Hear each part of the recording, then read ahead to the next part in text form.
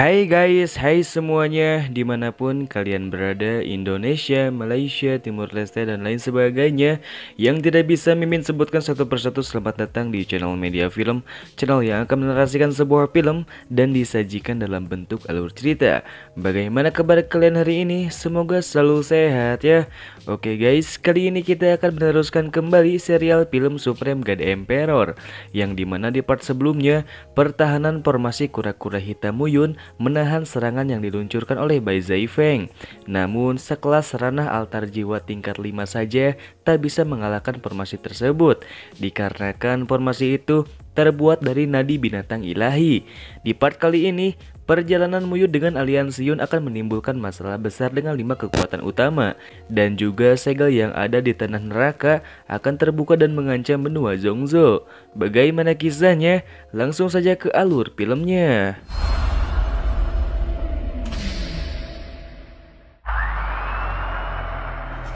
Bai Zaifeng yang terus-menerus menggempur pertahanan Muyun tak membuahkan hasil sedikit pun, karena kekuatan formasi tersebut sangat hebat dari perkiraannya. Muyun yang melihat Bai Zaifeng kelelahan, dia pun mengatakan jika formasi kecil itu tak bisa dia pecahkan, yang padahal Bai Zaifeng sendiri berada di altar jiwa tingkat 5.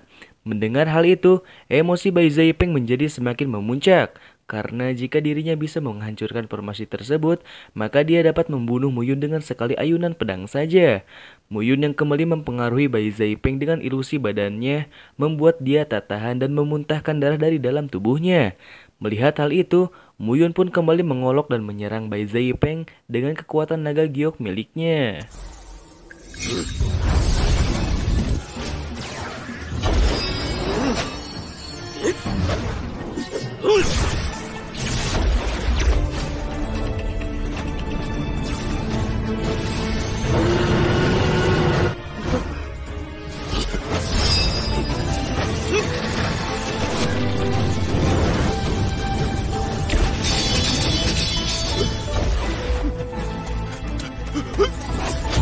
Serangan Muyun yang sangat dahsyat tak bisa ditahan oleh Bai Zaifeng, sehingga dia pun terpental oleh serangan naga giok tersebut. Melihat hal itu, Muyun pun mencoba melakukan penawaran kembali dengan menukar nyawa Seng Wufeng dan Seng Xinrui dengan 800 juta batu kristal.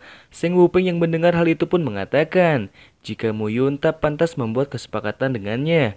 Melihat latar belakang Muyun yang tidak jelas, ucapan Seng Wufeng sendiri disusul oleh Si Zhongyuan yang mengatakan jika Muyun memiliki keberanian, maka dia harus bertarung di luar formasi kura-kuranya itu. Muyun yang mendengar hal itu pun kesal dibuatnya, sehingga dia pun mengendalikan racun yang ada di dalam tubuh si Jingtian. 8亿下品灵晶，别一直龟缩在东云城内一辈子。你若是有本事，景天，景天，你怎么了？姐，我的心好疼。没中毒啊？暮云，对我儿子做了什么？ Si Zhongyuan yang melihat anaknya kesakitan, dia pun memohon untuk menghentikan pengaruh racun tersebut, sehingga Muyun pun meminta 200 juta batu roh untuk penawar racunnya. Si Zhongyuan yang merasa tak ada lagi urusan, dia pun mencoba untuk lari dari sana. Namun, Muyun menghentikan langkahnya karena ada sesuatu hal yang belum terlunasi. Sebelum kedatangannya ke sini, si Zhongyuan sempat berkelahi dengan Gan Jingyu. Muyun pun meminta dia untuk memohon dan meminta maaf padanya sebelum dia pergi dari sana. Tak ada jalan lain, si Zhongyuan pun hanya bisa menurut apa yang dikatakan oleh Muyun. 你想走，可以，快跪，给甘大师磕个响头。你不要过分！现在我让你道歉。我跪！对不起。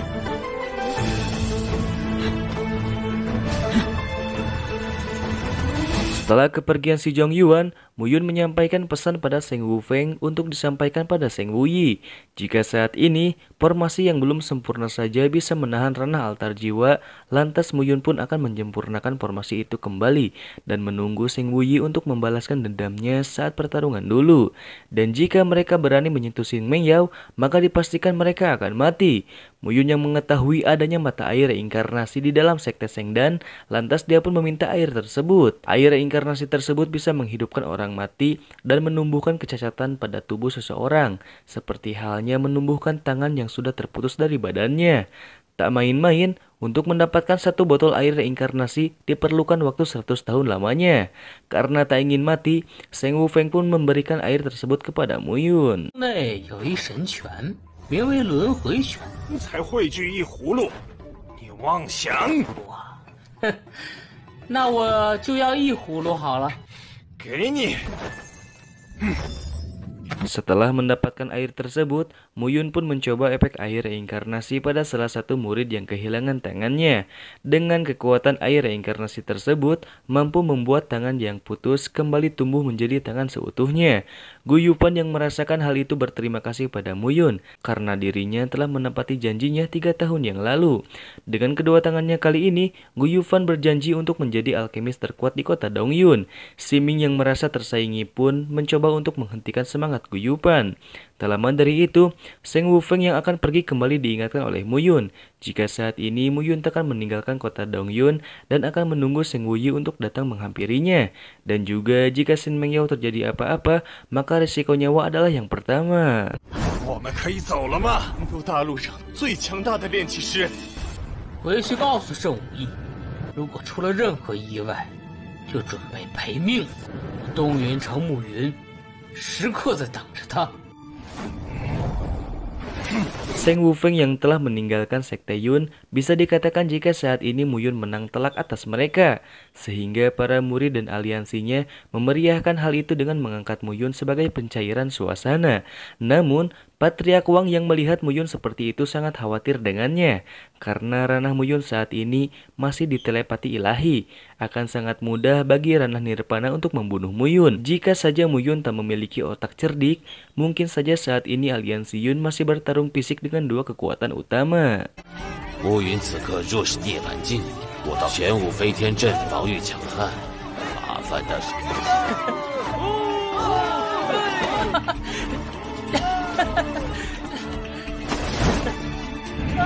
Shin pun berpindah di dalam aula sekte Yun. Di sana Muyun menyuruh Moyang untuk memberikan 500 juta batu kristal pada aula 3 pilar sebagai tanda terima kasihnya karena telah membantu dalam menghadang dua kekuatan utama. Sebelum Muyun sampai di sana, Muyun pun mengatakan jika setelah kejadian ini, 5 kekuatan utama akan berbalik menyerang sekte Yun dan musuh-musuh lebih kuat akan datang menghadapi mereka. Salah satu di antara mereka pun menjawab, hal itu bukanlah masalah jika aliansi Muyun dipromosikan menjadi ranah Nirvana, sehingga mereka pun bisa dengan bebas balas dendam untuk siapapun yang mengancam keselamatan sekte Yun.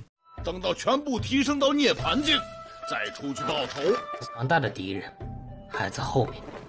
大不了我们缩在东云城内10年8年的。 Sementara itu, Pu Tian dan kedua muridnya berada di dalam jurang iblis dan menyaksikan terbukanya segel tanah neraka. Karena saat ini, 5 kekuatan utama sedang memikirkan cara untuk melawan aliansi Yun, sehingga mereka tak menghiraukan segel mata satu tanah neraka yang mengancam benua Zhongzhou. Hanya 3 kekuatan utama yang merespon baik tentang hal ini. Mendengar hal itu, Pu Tian pun tak menghiraukannya. Karena hal ini bukanlah tanggung jawab dia sebagai Kabupaten Dengtian. Dirinya hanya perlu menonton 8 kekuatan utama menghentikan hal ini. 大陆的劫难也不是我们能够阻止的。果然如主人所说那般，六持药圣地、三起殿、雷神谷回信。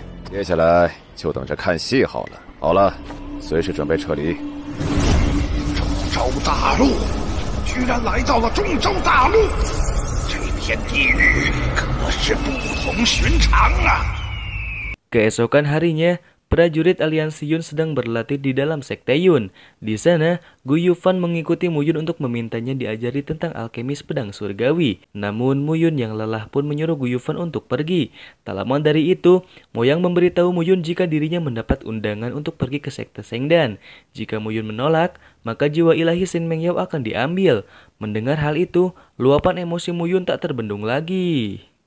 否则将抽取秦梦瑶的神魄。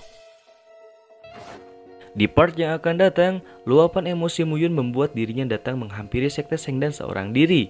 Bai Zaipeng dan Seng Xinrui pun mencoba untuk menghadangnya dengan kekuatan pedang tertinggi miliknya. Apakah Mu Yun akan berhasil menyelamatkan Shin Mengyao agar jiwa ilahinya tak diambil? Kita lanjut part 60.